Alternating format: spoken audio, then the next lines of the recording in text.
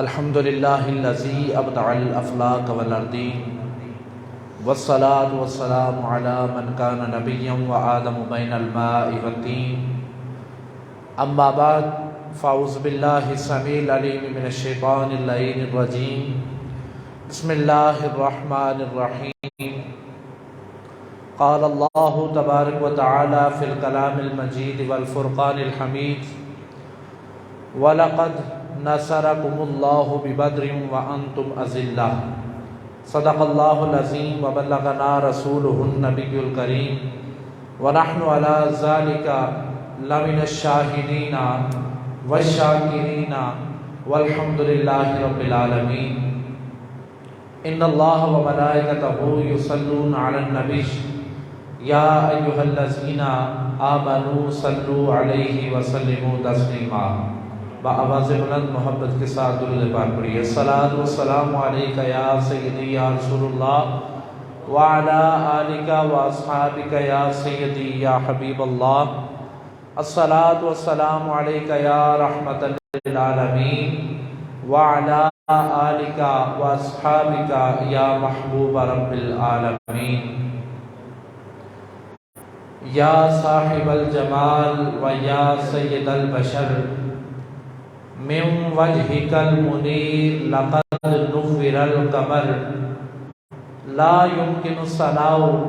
كما كان حقه بعد از خدا بزرگ توئی قصہ مختصر اللهم نجنا من النار بالقرآن وزين اخلاقنا بالقرآن وادخلنا الجنة بالقرآن۔ اللہ رب العزت کی حمد و ثنا اور اس کے پیارے حبیب حضرت محمد مصطفیٰ صلی اللہ علیہ وسلم پر ہدیہ درود و سلام پیش کرنے کے بعد میرے نہایت ہی کرم فرما، نہایت ہی پیار کرنے والے، نہایت ہی محبتوں کا اظہار کرنے والے، پیکر اخلاص و محبت، عالم نبیل، فاضل جلیل،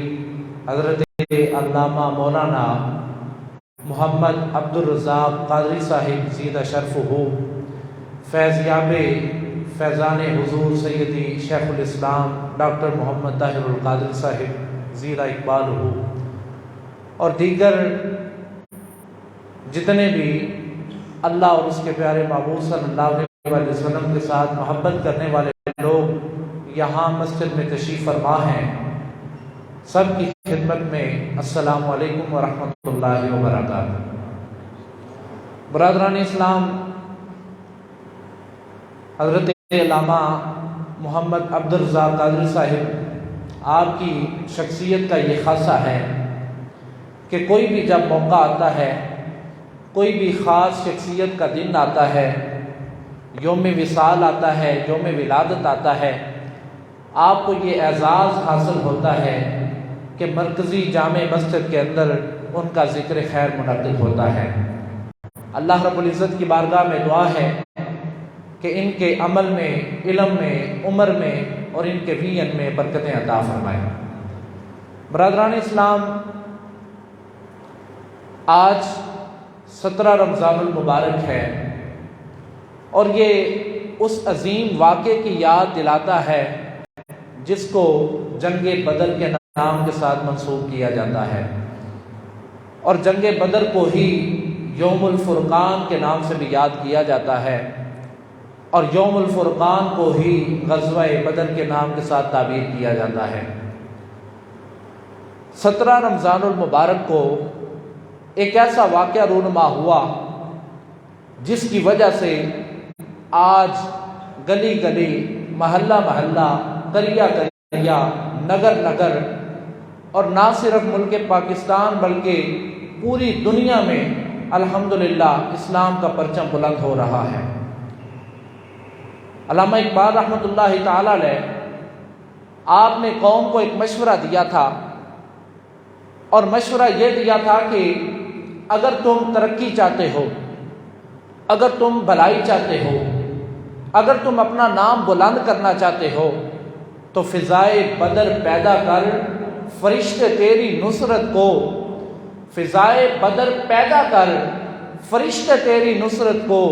اتر سکتے ہیں گردوں سے گتار اندر گتار بھی۔ اور آگے کہتے ہیں کہ آج بھی ہو جو ابراہیم کا ایمان پیدا، آج بھی ہو جو ابراہیم کا ایمان پیدا، آگ کر سکتی ہے انداز گلستان پیدا۔ برادران اسلام،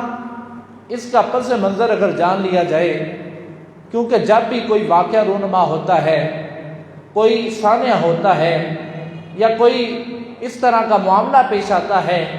جس کو چار دانگ عالم میں پذیرائی ملتی ہے، تو لوگوں کی یہ خواہش ہوتی ہے کہ اس کا پس منظر کیا تھا۔ آج ہمارے دائیں بائیں اگر کوئی واقعہ رونما ہو جائے تو لوگ سب سے پہلا سوال کرتے ہیں کہ اس کا پس منظر کیا ہے، اس کی وجہ تسمیہ کیا ہے، اس کے پیچھے محرکات کیا ہیں، اور اس کے پیچھے وجوہات کیا ہیں۔ سب سے پہلے ہم اس کا جو پس منظر ہے اس کے بارے میں تھوڑا سا جان لیتے ہیں۔ اللہ کے پیارے محبوب صلی اللہ علیہ وآلہ وسلم نے دعوت دین کا کام شروع کیا، لوگوں کو اس کی بڑی تکلیف ہوئی، یعنی کفار مکہ کو یہ برداشت نہ ہوا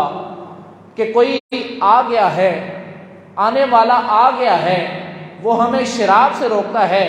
وہ ہمیں زناکاری سے روکتا ہے، وہ ہمیں جوئے سے روکتا ہے، وہ ہمیں لات و عزیٰ کی پوجا سے منع کرتا ہے۔ تو کفار مکہ کو جب یہ برداشت نہ ہوا تو آقا کریم صلی اللہ علیہ وآلہ وسلم کے گرد گھیرا تنگ کر دیا جاتا ہے، اور آپ کو طرح طرح کی ایذائیں دینا شروع ہو جاتے ہیں۔ آقا کریم صلی اللہ علیہ وآلہ وسلم لوگوں کو بڑے پیار سے دعوت دیتے ہیں، بڑے خلوص کے ساتھ دعوت دیتے ہیں، بڑی الفت کے ساتھ دعوت دیتے ہیں کہ لوگوں آؤ جہنم سے بچ جاؤ، آؤ میں تمہیں جنت کی طرف لے کے جانا چاہتا ہوں، آؤ میں تمہیں خدا وحدہ لا شریک سے متعارف کروانا چاہتا ہوں۔ آقا کریم صلی اللہ علیہ وآلہ وسلم نے انتہائی لجاجت کے ساتھ، انتہائی پیار کے ساتھ، انتہائی شفقت کے ساتھ دعوت دین کا کام شروع کیا۔ کوئی اس میں لڑائی نہیں ہوئی، آپ نے ڈائریکٹ تلوار نہیں اٹھائی، بلکہ لوگوں کو بڑے پیار کے ساتھ دین کی طرف بلایا۔ لیکن لوگوں نے کیا کیا؟ آپ صلی اللہ علیہ وآلہ وسلم پہ کبھی اوجڑی ڈال دیتے ہیں، کبھی طائف کے بازاروں میں آپ کے اوپر پتھر برساتے ہیں، اور کبھی اوباش لڑکوں کو آقا کریم صلی اللہ علیہ وآلہ وسلم کے پیچھے لگا دیا جاتا ہے۔ برادران اسلام، آقا کریم صلی اللہ علیہ وآلہ وسلم نے کیا کیا تھا جس کی وجہ سے ان کے اوپر اتنا تشدد کیا جاتا رہا؟ کیا یہ تھا کہ اللہ رب العزت کے دین کا پرچم بلند کرنے نکلے تھے۔ آج ہیومن رائٹس کے جو چیمپئن ہیں، انسانی حقوق کے جو علم بردار ہیں، ان کو یہ تو نظر آتا ہے کہ اسلام خون ریزی کا نام ہے، اسلام خون بہانے کا نام ہے، اسلام کے پیچھے کئی غزوات ہیں، کئی جنگیں ہیں۔ ان کو شیب ابی طالب میں آقا کریم صلی اللہ علیہ وآلہ وسلم کی 3 سال معصوری کیوں نہیں دکھائی دیتی؟ شیب ابی طالب میں آقا کریم صلی اللہ علیہ وآلہ وسلم اور آپ کے پورے خاندان کو معصور کیا جاتا رہا، اور آپ صلی اللہ علیہ وآلہ وسلم اور آپ کے سارے کنبے نے وہاں پتے کھا کے گزارا کیا، وہاں چمڑا چوس کے گزارا کیا، وہاں پانی پی کے گزارا کیا۔ یہ ان کو نظر نہیں آتا۔ برادران اسلام، ہوا پھر اس طرح کہ جب آپ صلی اللہ علیہ وآلہ وسلم نے اپنے صحابہ کرام کے ساتھ مل کر دعوت دین کا کام شروع کیا، لوگوں نے رستے میں روڑے اٹکائے، رکاوٹیں کھڑی کیں، لیکن آقا کریم صلی اللہ علیہ وآلہ وسلم کا حوصلہ کم نہ ہوا، بلکہ اللہ رب العزت نے فرمایا محبوبہ تو قدم بڑھاتا جا، تیری مدد میں کرتا چلا جاؤں گا۔ پھر کیا ہوتا ہے؟ آقا کریم صلی اللہ علیہ وآلہ وسلم آپ لوگوں کو اکٹھا کرتے ہیں، اور لوگ بھی کتنے؟ صرف 313۔ حضرت عثمان غنی کے بارے میں روایت ملتی ہے کہ ان کی جو زوجہ سیدہ زینب سیدہ رقیہ سلام اللہ علیہا آپ بیمار تھیں، تو آقا کریم صلی اللہ علیہ وآلہ وسلم نے ان کو حکم دیا کہ آپ ان کی عیادت کے لیے رک جائیں۔ تو وہ کتنے لوگ تھے؟ 313۔ آپ صلی اللہ علیہ وآلہ وسلم نے ان کو پاس بلایا، ان کو فرمایا اشیرو علی ایھا الناس، اے لوگوں مجھے مشورہ دو، اے لوگوں مجھے مشورہ دو، یہ کفار دندراتے پھر رہے ہیں، یہ کفار ہمیں ذلیل کرنے پہ تلے ہوئے ہیں، یہ کفار شب و روز ہمیں تنگ کرتے ہیں۔ ہمارا گناہ کیا ہے؟ ہم صرف اللہ اور اس کا علم جو ہے وہ بلند کرتے ہیں، اس کے بدلے میں وہ ہمیں اذیتیں دیتے ہیں۔ لوگوں مجھے مشورہ دو۔ حضرت ابو بکر صدیق رضی اللہ تعالیٰ عنہ آپ کھڑے ہوتے ہیں، عرض کرتے ہیں یا رسول اللہ صلی اللہ علیہ وسلم، آپ پہ میری ماں باپ بھی قربان ہو جائیں، یا رسول اللہ آپ حکم فرمائیں، میں اکیلا میدان میں نکل کر ان کا کام تمام کر دیتا ہوں۔ آقا کریم صلی اللہ علیہ وسلم خاموش رہتے ہیں۔ آپ پھر حکم فرماتے ہیں اشیروا علی ایھا الناس، اے لوگوں مجھے مشورہ دو، ہمیں کیا کرنا چاہیے۔ حضرت عمر بن خطاب رضی اللہ تعالیٰ عنہ آپ اٹھتے ہیں اور اٹھ کے عرض کرتے ہیں یا رسول اللہ بڑے دنوں سے جنگ نہیں کی، یا رسول اللہ حکم فرمائیں ان کا کام میں تمام کر دیتا ہوں۔ پھر حضور نے فرمایا اشیروا علی ایھا الناس، اے لوگوں مجھے مشورہ دو۔ تو حضرت علی شیر خدا رضی اللہ تعالیٰ عنہ آپ اٹھتے ہیں، اٹھ کے عرض کرتے ہیں یا رسول اللہ صلی اللہ علیہ وسلم بڑے دن ہو گئے ہیں، تلوار کو زنگ لگ چکا ہے، آپ حکم فرمائیں، میں میدان میں اتر کے ان کے سر قلم کر دیتا ہوں۔ دیواریں ہلتی رہتی ہیں، در کانپ جاتا ہے، دیواریں ہلتی رہتی ہیں، در کانپ جاتا ہے، علی کا نام سن کر اب بھی خیبر کانپ جاتا ہے۔ برادران اسلام، حضور صلی اللہ علیہ وسلم نے پھر چوتھی مرتبہ فرمایا اشیروا علی ایھا الناس۔ آپ صلی اللہ علیہ وسلم کے ذہن مبارک میں ہے کہ انصار مہاجرین میں سے بھی کوئی اٹھے گا اور وہ بھی یہ نعرہ مستانہ بلند کرے گا تو پھر کیا ہوتا ہے، انصار میں سے صحابی ہیں وہ اٹھتے ہیں اور اٹھ کے عرض کرتے ہیں یا رسول اللہ صلی اللہ علیہ وسلم آپ حکم فرمائیں، مجھے لگتا ہے آپ کا اشارہ انصار کی طرف ہے۔ یا رسول اللہ میں انصار کی طرف سے آپ کو یقین دہانی کرواتا ہوں، ہم جنگل میں کیا آپ مجھے حکم دیں گے ہم سمندر میں اتر جائیں گے، آپ حکم دیں گے ہم خشکی کے اندر اتر جائیں گے۔ تو کیا ہوتا ہے، آقا کریم صلی اللہ علیہ وسلم کا جو چہرہ مبارک ہے وہ خوشی سے تل میں لا اٹھتا ہے، آپ خوش ہو جاتے ہیں کہ جو مکہ سے میرے ساتھ آئے ہیں وہ تو کھڑے ہو چکے ہیں، مدینہ والے انصاری بھی ہمارے ساتھ شانہ بشانہ کھڑے ہیں۔ پھر کیا ہوتا ہے، آقا کریم صلی اللہ علیہ وآلہ وسلم آپ نے 15 سال تک اعلان جنگ نہیں فرمایا، 15 سال تک آپ امن کا درس دیتے رہے، آپ خیر خواہی کا جذبہ لوگوں کے اندر بھرتے رہے، لیکن جب 15 سال کی عمر کو پہنچتے ہیں، کفر جب سر اٹھانے لگتا ہے تو پھر آپ صلی اللہ علیہ وسلم کو اللہ رب العزت نے حکم دیا کہ اب تلوار اٹھانے کا وقت آ گیا ہے، اب میدان جہاد میں نکل کر ان کا مقابلہ کیا جاتا ہے۔ برادران اسلام، ادھر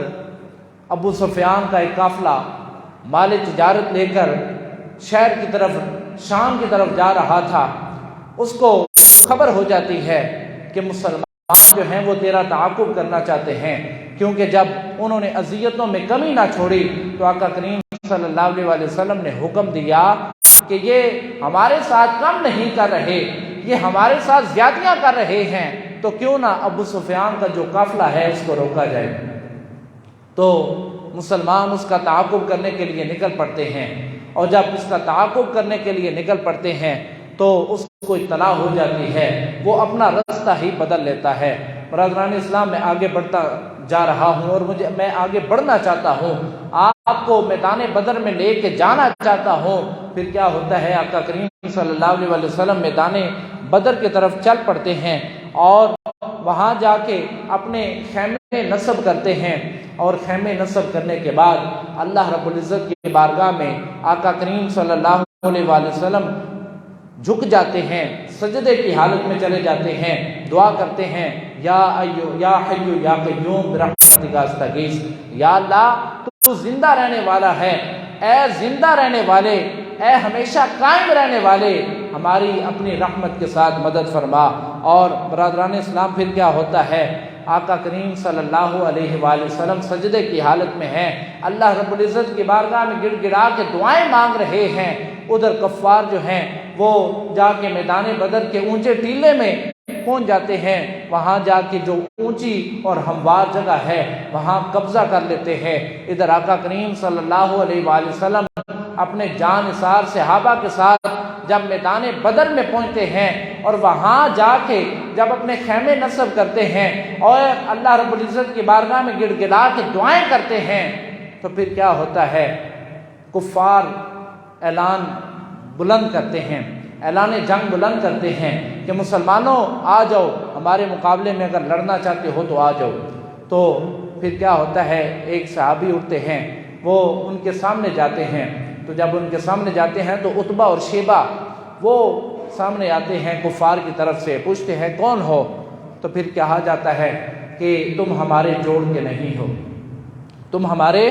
جوڑ کے نہیں ہو، تم ہمیں کسی اپنے جوڑ کا بندہ جو ہے اس کو بھیجو۔ پھر آقا کریم صلی اللہ علیہ وسلم حکم فرماتے ہیں قم یا علی، اٹھو یا علی،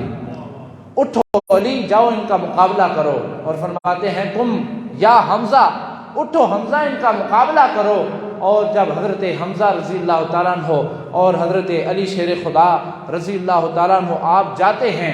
تو جا کے جب کفار کے سامنے کھڑے ہوتے ہیں، عتبہ اور شیبہ آپ کو دیکھتے ہیں، پوچھتے ہیں کون ہو؟ تو علی المرتضیٰ شیر خدا رضی اللہ تعالیٰ عنہ فرماتے ہیں میں علی ہوں اور میں اللہ کا شیر ہوں۔ اور حضرت حمزہ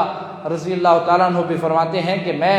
حمزہ ہوں اور میں بھی اللہ اور اس کے رسول کا سپاہی ہوں۔ تو پھر عتبہ اور شیبہ کہتے ہیں کہ اب ہمارے جوڑ کے آئے ہیں، جنگ شروع ہو جاتی ہے۔ آقا کریم صلی اللہ علیہ وسلم کے یہ پیارے اور جان نثار صحابہ کرام یہ ان کے اوپر ٹوٹ پڑتے ہیں اور اس طرح حملہ کرتے ہیں کہ ایک ہی نقشے کے اندر اور ایک ہی وار کے اندر ان کا کام تمام کر دیتے ہیں۔ پھر کیا ہوتا ہے؟ آقا کریم صلی اللہ علیہ وسلم کی بارگاہ میں حاضر ہو جاتے ہیں۔ آقا کریم صلی اللہ علیہ وسلم، اس سے پہلے یہ عرض کرنا چاہتا ہوں، جب میدان بدر میں پہنچے نا تو کفار چونکہ پہلے قبضہ کر چکے تھے، تو جب مسلمانوں کا لشکر پہنچا تو وہاں جو ان کے حصے میں زمین آئی تھی نا، زمین آئی تھی وہ بڑی گرم تھی، ریتلی زمین تھی، ہموار نہیں تھی اور بہت زیادہ گرم تھی۔ تو پھر کیا ہوتا ہے؟ جب آپ صلی اللہ علیہ وسلم سجدے کی حالت میں جاتے ہیں تو وہ زمین اللہ رب العزت کی بارگاہ میں دعا کرتی ہے، وہ دعا کرتی ہے جس کو حفیظ جالندری نے بڑے خوبصورتی کے ساتھ بیان کیا ہے۔ میں کل خطبہ جمعہ میں بھی وہ اشعار پڑھ رہا تھا، آپ کو بھی سنائی دیتا ہوں۔ حفیظ جالندری لکھتے ہیں کہ الہی کیا خبر تھی، الہی کیا خبر تھی، ایک ایسا دن بھی آئے گا کہ تیرا ساقی یہ کوثر یہاں تشریف لائے گا۔ اور آگے کہتی ہے کہ خبر کیا تھی، یہاں تیرے نمازی آ کے ٹھہریں گے، خبر کیا تھی، یہاں تیرے نمازی آ کے ٹھہریں گے، شہید آرام فرمائیں گے، غازی آ کے ٹھہریں گے۔ اور آگے کہتی ہے کہ تیرے محبوب کے پیارے قدم اس خاک پہ آئے، الہی حکم دے سورج کو اب آتش نہ برسائے۔ اور آخری شعر میں بڑا پیارا جملہ لکھتے ہیں کہ اور میرے دامن کو، یہ زمین کہہ رہی ہے، میرے دامن کو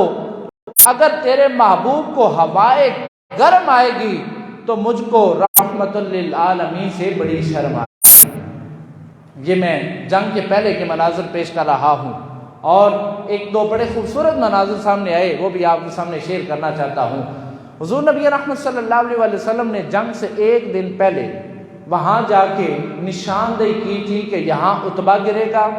یہاں شیبہ گرے گا اور یہاں ابو جہل گرے گا۔ اب حضرت انس بن مالک رضی اللہ تعالیٰ عنہ آپ فرماتے ہیں کہ جس دن جنگ کا آغاز ہوا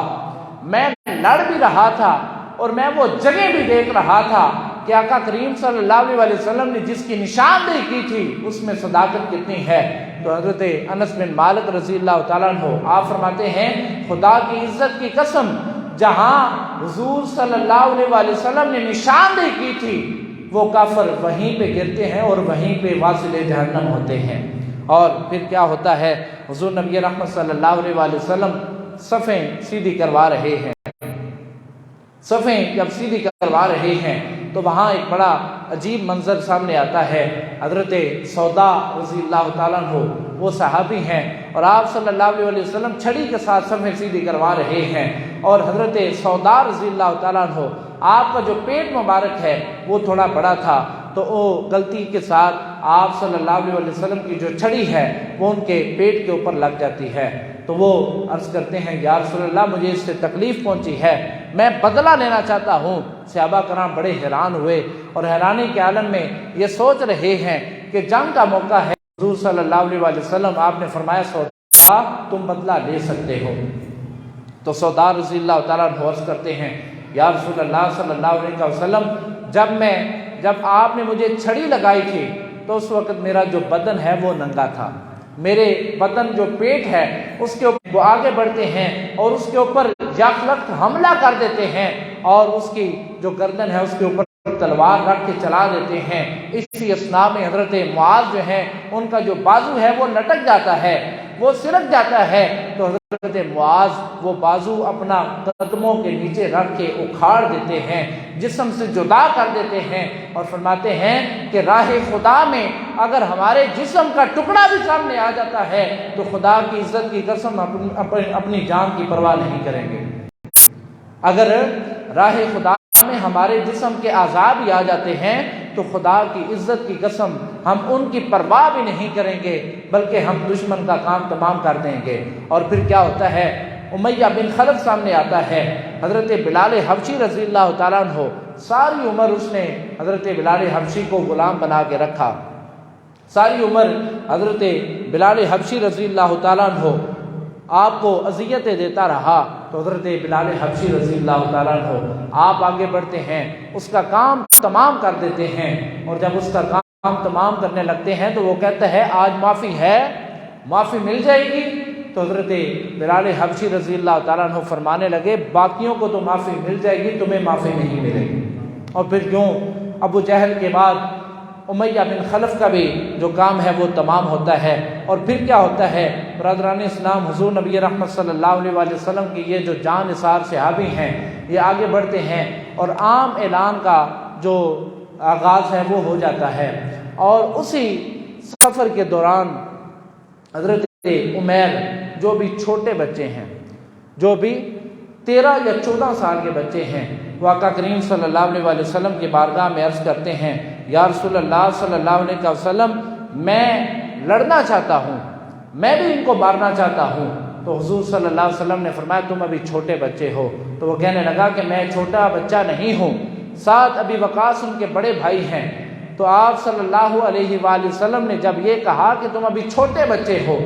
اور ساتھ تم سے بڑا ہے، وہ جنگ میں شریک ہو گیا ہے، تو حضرت عمیر کہتے ہیں کہ ساتھ عمر میں ہی بڑا ہے، کشتی کرا لے مجھ سے طاقت میں بڑا نہیں ہے۔ تو حضور صلی اللہ علیہ وسلم نے یہ جنگ قدرت دیکھ رہی ہے، یہ نظارہ قدرت دیکھ رہی ہے، حضور صلی اللہ علیہ وسلم نے فرمایا اچھا ٹھیک ہے کشتی لڑو۔ جب حضرت عمیر اپنے بڑے بھائی سعد بن وقاص رضی اللہ تعالیٰ عنہ آپ سے لڑنے کے لیے آگے بڑھتے ہیں تو کان میں کہتے ہیں کہ بھائی جان آپ کا تو نمبر لگ ہی گیا ہے، آپ کو تو شرف قبولیت نصیب ہو ہی گیا ہے، تو مہربانی فرمائیں، میرے اوپر بھی مہربانی فرمائیں، اگر آپ 1 منٹ کے لیے ہار جائیں گے تو آمنہ کا لال مجھے بھی قبول فرما لے گا، آمنہ کا لال مجھے بھی قبول فرما لے گا۔ اب برادران اسلام میں تیزی کے ساتھ اس لیے بڑھ رہا ہوں کہ وقت کے دامن میں گنجائش نہیں ہے۔ یہ اسلام کا وہ معرکہ تھا جو سرزد ہونا تھا تو اسلام کو تقویت ملنے تھے۔ اگر یہ معرکہ سر انجام نہ ہوتا تو پھر آج گلی گلی جہاں پہ اسلام ہے وہاں کفار کا غلبہ ہوتا۔ اب آپ صلی اللہ علیہ وسلم نے میدان بدر میں لڑائی سے پہلے سجدے کی حالت میں جو اپنے رب کریم کے بارگاہ میں دعا کی تھی وہ دعا ذرا ملاحظہ فرمائے۔ حضور نے دعا کی یا اللہ آج اگر یہ کفار ہم پہ غالب آ گئے، یا اللہ اگر یہ کفار ہمارے اوپر غالب آ جاتے ہیں تو یا اللہ قرہ عرض پہ تیرا نام لیوا کوئی نہیں ہوگا، یا اللہ یہ کفار اگر آج یہ جنگ جیت گئے تو یا اللہ رہتی دنیا تک میرے اوپر درود پڑھنے والا کوئی نہیں ہوگا۔ تو حضرت ابو بکر صدیق رضی اللہ تعالیٰ عنہ حضور صلی اللہ علیہ وسلم کو بہلا رہے ہیں، دلاسا دے رہے ہیں کہ یا رسول اللہ اللہ کی مدد ضرور آئے گی۔ تو حضرت ابو بکر صدیق رضی اللہ تعالیٰ عنہ آپ جب دلاسا دے رہے تھے تو حضور صلی اللہ علیہ وسلم کی جو قاری کملی ہے وہ سرک جاتی ہے وہ کندھوں سے پاؤں کی طرف آ جاتی ہے تو اچانک آپ صلی اللہ علیہ وسلم اٹھتے ہیں اور اٹھ کے لوگوں کو مخاطب کر کے فرماتے ہیں، لوگوں اللہ کی مدد آ گئی ہے، وہ دیکھو جبریل اور اس کی اونٹنی بھی آ گئی ہے۔ تو اللہ رب العزت نے اس غزوہ میں مسلمانوں کی تقریباً 5000 فرشتوں کے ساتھ نصرت کی تھی۔ اب جب لڑ رہے تھے، وہ جنگ کا سما بندھا ہوا تھا، وہ جو کفار ہیں جو پہلے کہتے تھے یہ 313 ہیں، ابو جہل نے اپنے حواری کو بھیجا کہ جاؤ پتہ کر کے آؤ یہ کتنے لوگ ہیں۔ اس نے آ کے گنتی کی تو جا کے بتاتا ہے 313 لوگ ہیں۔ تو وہ ہنسنے لگا اور ہنس کے مسکرا کے کہتا ہے یہ تو ایک وار کی مار ہیں، ان کو مارنے کی ضرورت نہیں ہے، بلکہ ان کو اپنے جو گھوڑے ہیں ان کی پشتوں کے اوپر تم باندھ کے لے آنا، ہم ان سے طرح طرح کے کام کروائیں گے۔ تو پھر کیا ہوتا ہے، جب جنگ ہوتی ہے کفار یہ دیکھ رہے ہیں کہ ہمارے سامنے یہ 313 ہیں، ان 313 کو 5000 کے ساتھ ضرب کس نے دیا ہے؟ یہ دراصل اللہ رب العزت کی وہ عطا تھی، اللہ رب العزت کی وہ کرم نوازی تھی جو آپ صلی اللہ علیہ وسلم پہ ہوئی، اور اسی کو قرآن نے بیان کیا ہے وَلَقَدْ نَصَرَكُمُ اللَّهُ بِبَدْرٍ وَأَنْتُمْ أَذِلَّةٌ، کہ تحقیق اللہ نے تم لوگوں کی مدد کی تھی حالانکہ تم کمزور تھے اور کم تعداد میں تھے۔ اب انسانی حقوق کے جو چیمپئن ہیں، انسانی حقوق کے جو علم بردار ہیں، وہ غزوہ بدر کے اوپر اعتراض بھی کرتے ہیں اور وہ کہتے ہیں کہ اگر جنگ کے ساتھ اسلام لے کے آنا ہوتا تو پھر اسلام کی ضرورت نہیں تھی، پھر اس اسلام کی ضرورت نہیں تھی۔ تو آپ صلی اللہ علیہ وسلم نے جب جنگ کا آغاز ہوا تھا تو آپ نے اپنے صحابہ کرام کو مخاطب کر کے فرمایا تھا، یاد رکھنا بوڑھوں کے اوپر ظلم نہ کرنا، کھیتیوں کے اوپر ظلم نہ کرنا، جانوروں کے اوپر تشدد نہ کرنا، بچوں کے اوپر ظلم نہ کرنا، خواتین کے اوپر ظلم نہ کرنا، یعنی کفار کے ساتھ جنگ، اسلام کے معاملے میں کفار کے ساتھ سامنا ہو رہا ہے، پھر بھی آپ اتنی کرم نوازی فرما رہے ہیں اور صحابہ کرام کو حکم دے رہے ہیں، میرے پیارے صحابہ کسی لاغر کے اوپر، کسی کمزور کے اوپر، کسی ضعیف کے اوپر تشدد نہ کرنا۔ یہاں میں فقیری کی سلام اس پر کہ اسرار محبت جس نے سمجھائے،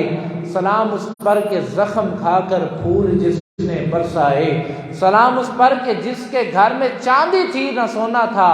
سلام اس پر کہ ٹوٹا بوریا جس کا بچھونا تھا، اور سلام اس پر کہ جس نے جھولیاں بھر دی فقیروں کی، سلام اس پر کہ مشقیں کھول دی جس نے اسیروں کی۔ برادران اسلام، وہاں جو قید ہو کے آتے ہیں ان میں ثمامہ بن اسال بھی ہے۔ ثمامہ بن اسال جنگ کے اندر قید ہو جاتا ہے، اس کو آپ صلی اللہ علیہ وسلم باندھ دیتے ہیں، صحابہ کرام اس کو قید کر دیتے ہیں، اور ثمامہ بن اسال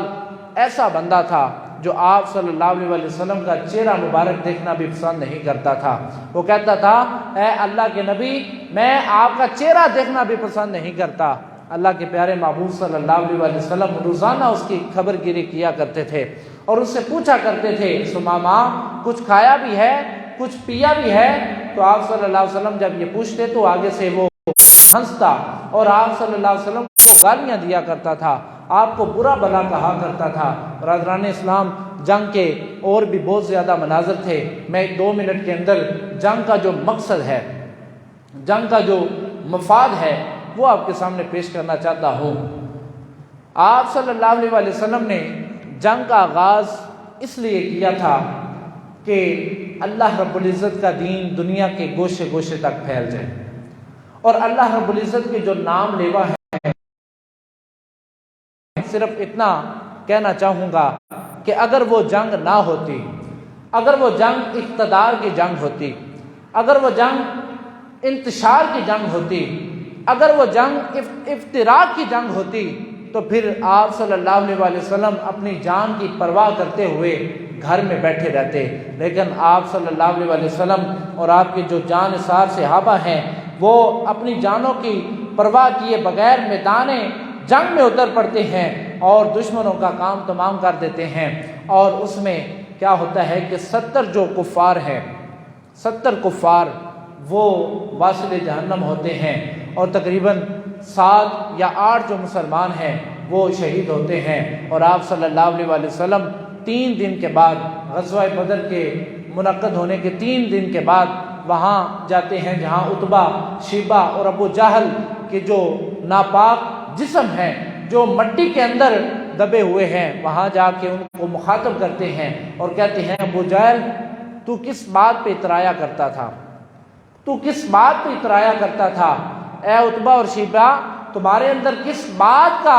غرور تھا، لو تمہارا غرور اللہ نے خاک میں ملا دیا ہے، لو تمہارا غرور اللہ نے تکبر میں ملا دیا ہے۔ تو صحابہ کرام پاس کھڑے ہیں، وہ پوچھتے ہیں یا رسول اللہ صلی اللہ علیہ وسلم اب یہ واصل جہنم بھی ہو چکے ہیں، اب یہ مٹی کے اندر بھی جا چکے ہیں، اب یہ ناپاک جسم خاک آلود بھی ہو چکے ہیں، تو یا رسول اللہ آپ کی یہ صدائیں سن رہی ہیں؟ حضرت عائشہ صدیقہ رضی اللہ تعالیٰ عنہ آپ سے یہ روایت منعقد ہے،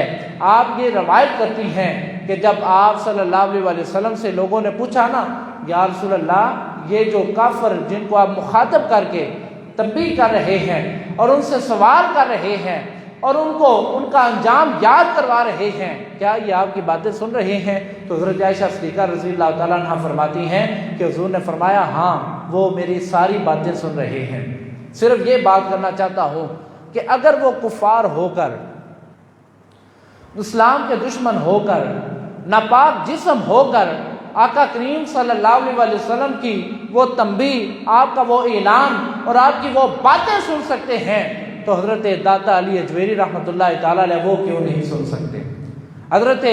خواجہ معین الدین چشتی اجمیری رحمۃ اللہ تعالیٰ علیہ جن اولیاء کے اوپر انجینئر محمد علی مرزا جیسے نام نہاد اسکالر جو ہے وہ باتیں کرتے ہیں، جن کے بارے میں اللہ رب العزت فرماتا ہے الا ان اولیاء اللہ لا خوف علیہم ولا هم یحزنون، کہ خبردار یہ میرے دوست ہیں، ان کو نہ کوئی غم ہوگا نہ یہ غمگین ہوں گے۔ تو وہ مرزا کہتا ہے کہ یہ بابے، یہ ولی اللہ جو اپنے آپ کو کہتے ہیں یہ سنتے نہیں ہیں۔ برادران اسلام غزوہ بدر کے 3 دن کے بعد عتبہ، شیبہ اور ابو جہل کو مخاطب کرنا اور ان کو انجام یاد دلانا، اگر وہ انجام اپنا سن سکتے ہیں تو اللہ رب العزت کے پیارے اولیاء کیوں نہیں سن سکتے؟ تو یہ بڑے پوائنٹ کی بات ہے، بڑے نقطے کی بات ہے۔ تو غزوہ بدر کا جو مقصد تھا وہ یہ تھا کہ اللہ رب العزت کے پیارے محبوب صلی اللہ علیہ وسلم کی وہ جو 312 یا 13 جان نثار صحابی تھے، انہوں نے اپنی جان کا جو ہے وہ پرواہ نہ کی اور میدان عمل میں، میدان جنگ میں کود پڑتے ہیں، اور میدان جنگ میں کود پڑنے کے بعد اپنی جانوں کی پرواہ نہیں کرتے بلکہ اسلام کا جو علم ہے اس کو بلند کر دینا چاہتے ہیں اور حضرت محمد مصطفیٰ صلی اللہ علیہ وسلم کا جو دین ہے اس کو ہمیشہ اونچا دیکھنا چاہتے ہیں۔ تو علامہ اقبال کا وہ شعر کہ فضائے بدر پیدا کر فرشتے تیری نصرت کو اتر سکتے ہیں گردوں سے کتار اندر کتار اب بھی، یہ نقشہ اگر آج بھی ہمارے دلوں پہ قائم ہو جائے تو ہماری جو حکومت ہے، ہمارے جو تقریباً 1.25 ارب مسلمان ہیں، ان کی حکومت وہ کفار کے اوپر ہو سکتی ہے۔ ابھی 3-4 دن پہلے کی بات ہے، فلسطین میں بیت المقدس کے اوپر حملہ کیا گیا ہے۔ جمعے کے دوران کفار نے اور فلسطینیوں نے جو ہے وہ اس کے اوپر حملہ کیا ہے۔ آج اگر عمر بن خطاب ہوتے تو ان کا وہ ایمان تازہ ہوتا اور وہ جا کے ان کا کام تمام کر دیتے۔ برادران اسلام، ہم بھی اگر چاہیں تو ان کفار کا مقابلہ کر سکتے ہیں، ان کو منہ توڑ جواب دے سکتے ہیں، ان کے سامنے آ کے سینہ سپر ہو کر اللہ اور اس کے رسول کا دین بچا سکتے ہیں۔ لیکن مسئلہ کیا ہے؟ مسئلہ یہ ہے کہ ہماری بنیاد ہل چکی ہے، ہم جھوٹ سے کام لیتے ہیں، ہم دغا بازی سے کام لیتے ہیں، ہم جو ہے وہ غیبت سے کام لیتے ہیں، ہم ناپ اور تول میں کمی کر کے کام لیتے ہیں۔ اگر یہ ہماری بنیادی چیزیں مضبوط ہو جائیں، ہم اپنے رب کی بارگاہ میں خالص ہو جائیں اور رب کی بارگاہ میں مقبول ہو جائیں تو آج بھی محمد بن قاسم کی صورت ہم بھی اختیار کر سکتے ہیں اور ان کافروں کا منہ توڑ جواب دے سکتے ہیں۔ اللہ رب العزت کی بارگاہ میں دعا ہے کہ ہمیں تعلیمات اسلامیہ پہ عمل پیرا ہونے کی توفیق عطا فرمائے، اور ہمیشہ آپ صلی اللہ علیہ وسلم کے دین کا علم جو ہے وہ بلند کرنے کی توفیق عطا فرمائے۔ خراج عقیدت پیش کرتا ہو اور سلام محبت پیش کرتا ہو ان شہیدوں کو جو اسلام کی خاطر اپنی جانوں کا نذرانہ پیش کر چکے ہیں، اور بارے دیگر مبارکباد پیش کرتا ہو مرکزی جامع مسجد کی پوری کمیٹی کو اور ہمارے حضرت علامہ عبدالرزاق قادری صاحب کو جو ہر خوبصورت پروگرام اس کا انعقاد کرتے ہیں اور لوگوں کو متعارف کرواتے ہیں کہ اسلام کا نقشہ کیا ہے، اسلام کی بنیاد کیا ہے، اسلام کی اساس کیا ہے، اسلام کا اختتام کیا ہے، اور اسلام کے اندر جو ہیرو اپنی جانیں دے چکے ہیں ان کی ذات گرامی جو ہے ان کے اندر کیا کیا اہمیتیں ہیں، کیا کیا حکمتیں ہیں۔ اللہ رب العزت کی بارگاہ میں دعا ہے کہ وہ ہمیں تعلیمات